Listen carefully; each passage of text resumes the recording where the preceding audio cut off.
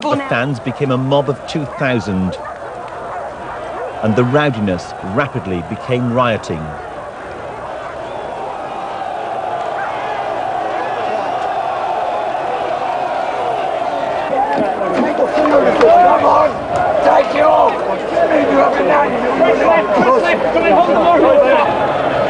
One couple, driving home through Trafalgar Square, now seized by mobs simply because their car was German.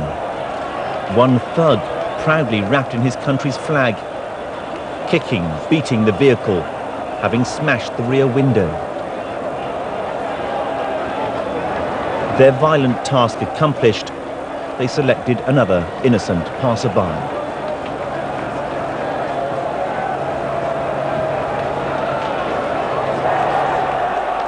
Several times, police in riot gear charged, attempting to disperse the crowd from the fountains.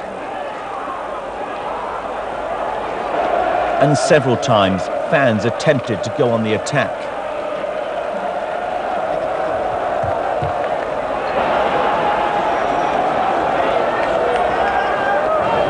Despite the apparent provocation, police were determined to prevent the disturbances spreading to the restaurant district at the West End.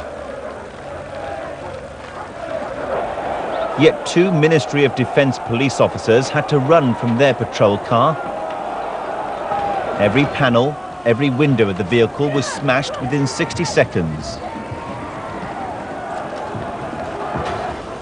23 people were injured, 10 taken to hospital. Of the 50 vehicles attacked, 2 were set alight.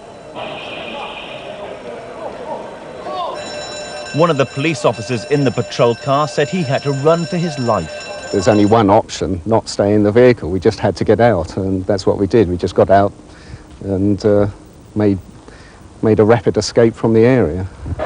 The Bournemouth couple attacked in their car, who don't want to be named, say they were terrified. All of a sudden, it was all quiet, and then all these people just hit us from out the middle of nowhere. Hundreds of people started punching Ken in the mouth, and that who was driving the car. The Prime Minister today condemned the violence as disgraceful. These people should not besmirch soccer. They are not soccer supporters. They do damage to soccer. Yet the violence was not confined to London. At a park at Portslade in East Sussex, a Russian student was stabbed. His attackers thought he was German. And in Bedford, 300 fans looted shops, smashing windows. Tonight, a committee of MPs blamed a xenophobic press for much of the trouble.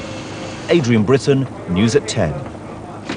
The England players said their goodbyes to each other today and to their coach Terry Venables, and there were more words of consolation for Gareth Southgate, who missed the vital penalty. It seemed only his mother thought he should have done better. Terry Lloyd watched the squad pack up and go home. England packed up and booked out of their luxury hotel today after a long and emotional night, reflecting on what could have been. They'd been given a pat on the back by a clearly distraught Terry Venables as they left Wembley. Paul Gascoigne had attempted a brave thumbs up, but there was no hiding just how much the spirits were down. Venables took his coffee black as he met the press for the last time as England coach and revealed how his team had whiled away the night. Everyone came back, which was great really, because of 5 weeks or so being away. It's natural they want to be back with the families, and stuck together again last night and quietly sat around drinking and talking of what might have been. This was the main talking point, Gareth Southgate's penalty miss. The player later revealed it had left him stunned. Obviously I'm bitterly disappointed that I've let down not only the nation, but more importantly the lads in there who've worked so hard, and it just feels that it's difficult to know what to say, to be honest. Obviously I'm just bitterly disappointed that the euphoria that the whole country was feeling has come to an end.